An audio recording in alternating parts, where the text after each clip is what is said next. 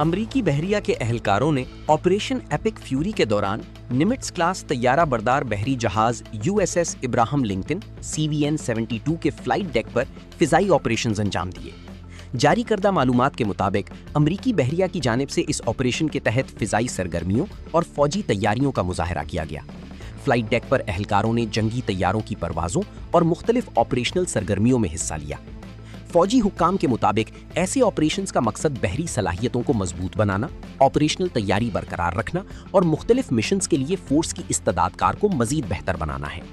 Operation epic fury के दौरान अमरीकी बहरिया की सरगर्मियों को खित्ते में जारी सिक्योरिटी और दिफाई हिकमत अमली के तनाजुर में भी अहम करार दिया जा रहा है।